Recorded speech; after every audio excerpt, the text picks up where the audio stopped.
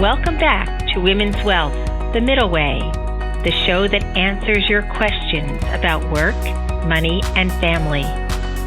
My name is Susan McGlory-Michael, and I am the CEO and founder of Gleneagle, a wealth management firm in New Jersey.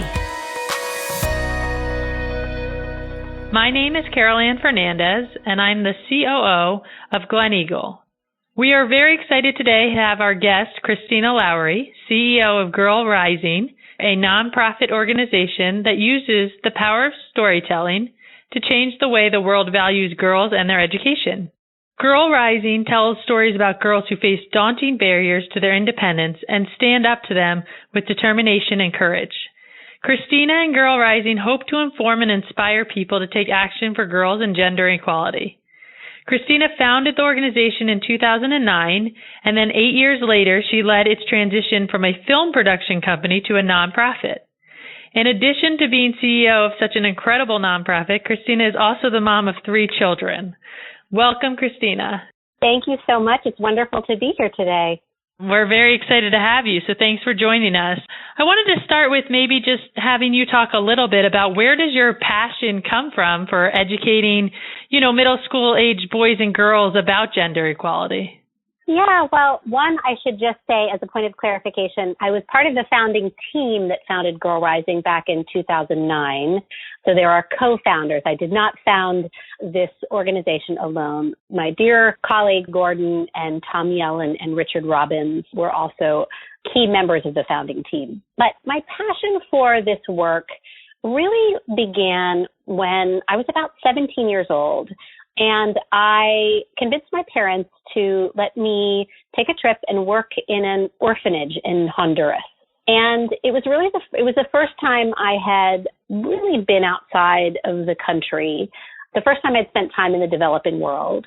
And I had this light bulb or lightning bolt, one of the two, moment when I was there in which I became profoundly aware of the accident of birth, that there was nothing that I had done to wound up in the family that I wound up in, with deeply supportive parents who told me I could do anything I wanted to do and be anybody I wanted to be, and had every kind of educational opportunity available to me.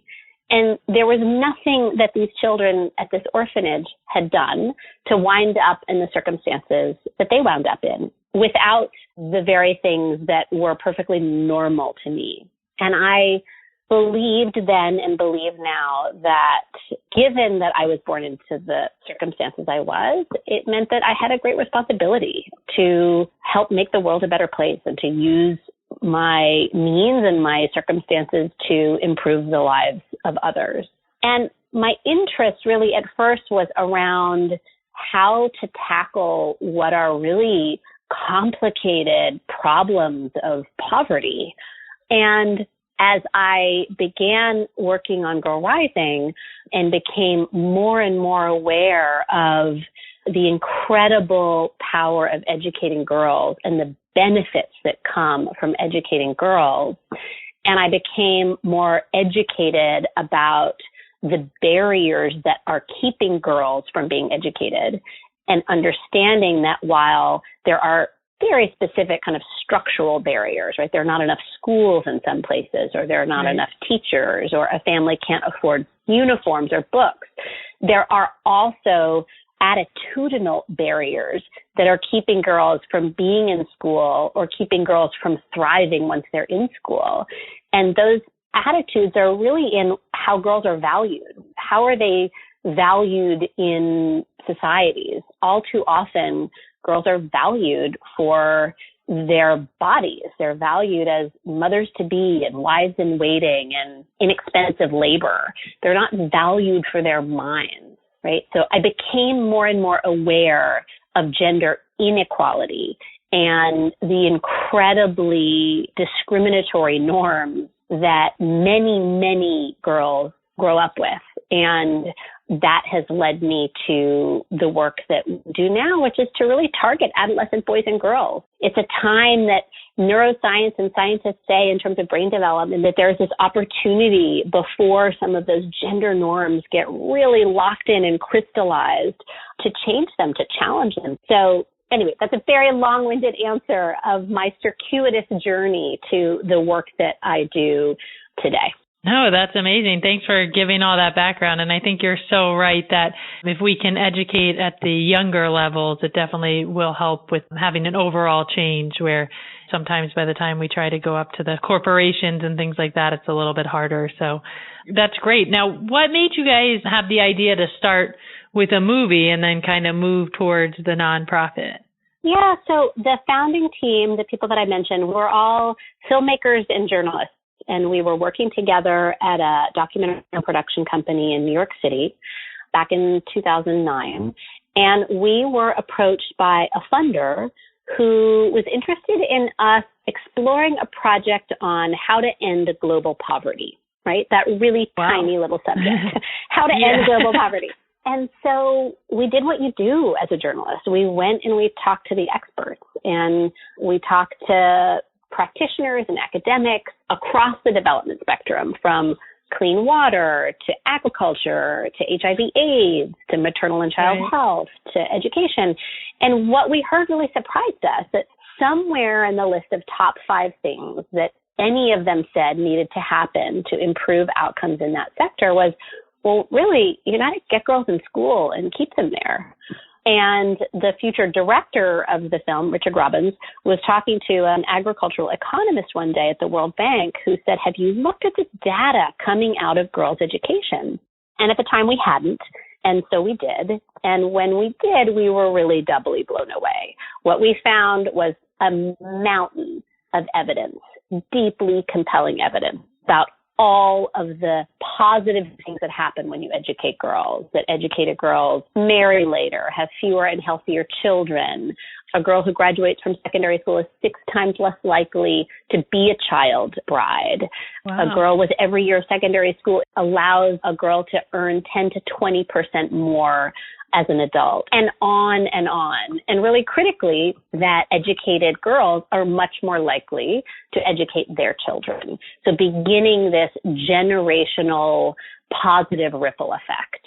So basically what we felt like, what we uncovered was data that pointed to educating girls as the single most effective thing that we can do to end global poverty. And so we thought, well, if our job as journalists is to take a truth that's held by this little pocket of people and bring it to the broader public, then this is really the story of a lifetime. And we want to do what we do, which is make films. And yet we did something we hadn't ever done before. We, as filmmakers, had really always made films and then put them in the world for the audience to just do what they would in viewing it. With Girl Rising, we really created from the very beginning a strategy to use this film as a tool. At the time, we said we were aiming to change minds, change lives, and change policy. And I'm proud to say that we did all of those things. And in addition, really challenged ourselves to make a film that was not an ordinary kind of development film, that was really deeply creative, and that really importantly showed girls as the powerful agents of change that they are, and did not show them as victims, although we didn't shy away from. And what's the name of the film, Christina? So the name of the film is Girl Rising. It's called Girl Rising. Okay, that's easy to remember. And yeah, you can go to our website and find it on our website. And that film came out in 2013 and had a theatrical release, aired on CNN International, and had a long life in screenings around the world, and corporate screenings and community screenings. It's been translated into probably now over 35 languages, and is the heart and soul of curriculum and educational tools that are also being used around the world. Just a month ago, it was translated into 2 Mayan languages for use in rural Guatemala with some partners that we're working with there. Yeah, so on that note, I know that you guys are, I think, currently in 11 countries. I assume you see a big difference across different countries on, the education or just how people approach gender equality. But do you tend to have the same kind of way you're working in each country, or are there differences that you could speak to a little bit about what you're seeing in that realm? Yeah, it's a really good question. We just added another country. We're just beginning a pilot program in Ethiopia. So we're working in 12 countries actively with local partners. And yes, the work looks different country by country. We have developed in a couple of countries, we have a very highly structured 6-month, 24-part curriculum for adolescent boys and girls. In other countries, we're using a still very highly structured but shorter 12-part curriculum. And in even other countries, we've tried something much smaller that many kinds of organizations could implement in their programming, and it's just about a month long. And really at the heart of our work in country are our deep collaborations with local partners. One of the things that we heard when we first began working in the developing world in 2014, 2015, was local partners who needed resources. They needed resources of all different kinds. Of course, they often need financial resources, but they also needed interesting, engaging tools and curriculum that helped them further their own goals. And one of those is helping girls and boys explore, pick apart, see gender and the issue of gender, and what does gender discrimination look like, and what is gender equality, and how do we and they take action locally to improve gender equality.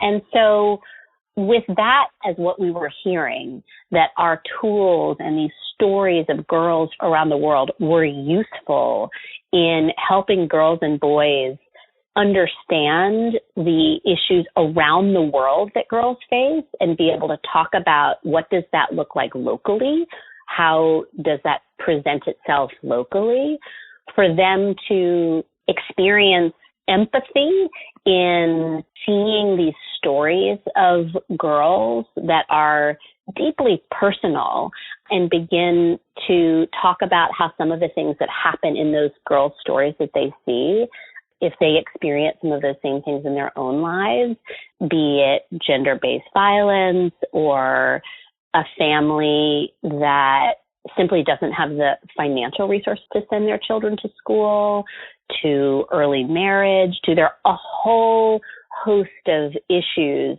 that the stories that are in the Girl Rising film touch upon, child labor. And so what we see is while circumstances are different community by community, country by country, there are real universal experiences that girls all around the world face and that are very relatable. So a story about a girl in Nepal is very relatable to a girl in rural Guatemala. And also, importantly, I should say, the work that we do with our partners on the ground is not just for girls. It is very much for boys, too. And we see that the power of stories and the utility of stories as a tool is really powerful in helping boys begin to understand this issue and see girls and see the issues in a different way and understand their own role in supporting girls and in supporting gender equality. That's great. I mean, as someone who works for a woman-owned firm and, we're very focused on education, financial literacy-wise, towards especially women and girls. But it's so great to hear how much you're trying to help not only girls, but also boys, because I think it is a worldwide, everyone needs to have a focus on this or we're not going to make much progress. So I know we're running out of time, but I just wanted to finish with one last question. What's one piece of advice that you would give to our listeners, either who are trying to have conversation with their younger children about this issue, or just maybe a piece of advice on how they can help in making the effect of gender equality throughout the world? What I would say is I challenge everybody to think about what is their superpower? What is their unique ability in the company that they sit in or the communities that they're in to address gender equality? I recently read a report that the World Economic Forum published in January of this year. And it's their gender gap report. They publish it every year. And in it, they said that from their studies, it appears that it will be 100 years before the world reaches gender parity.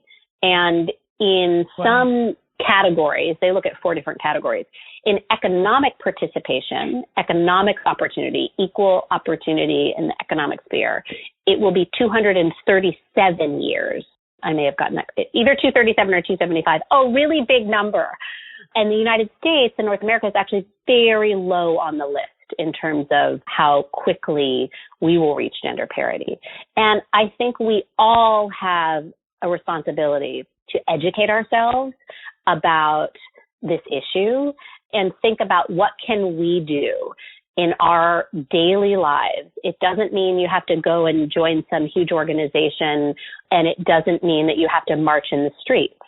But it does mean being thoughtful about how can each of us in our roles support women in their own career paths, ask for equal pay, ask for the raise that we need, talk to our kids about what this issue looks like around the world, and empower our kids to make a difference. I have been probably the most impressed by the actions that young people all around the world, when they learn about inequality, what they come up with to do of their own accord, their own creativity. So how do we really talk to our kids in the right ways and empower them to make a difference? Because they're the ones that are the men and women of tomorrow. And so if we want a different tomorrow, if we want it to be less than 100 years, and certainly less than 237, let's make sure we're giving our kids the tools and the resources and the knowledge to tackle this issue and to be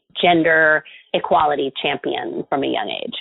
Yeah, and I think that's a great note to end on. And I know all of our listeners and myself will be thinking, especially this week, about what is our superpower and how do we lower that number till the world reaches gender equality. So, Christina, thank you so much. You're such an inspiration and you're doing such great work, your organization and all your workers. So we really appreciate you joining us today and sharing a little bit about Girl Rising. Well, thank you so much. I really appreciate it. Thanks for tuning into today's episode of Women's Wealth, The Middle Way. Make sure to subscribe to us and leave a review on iTunes, Spotify, SoundCloud, or your favorite podcast app. Join us for new episodes every other Wednesday. See you in 2 weeks.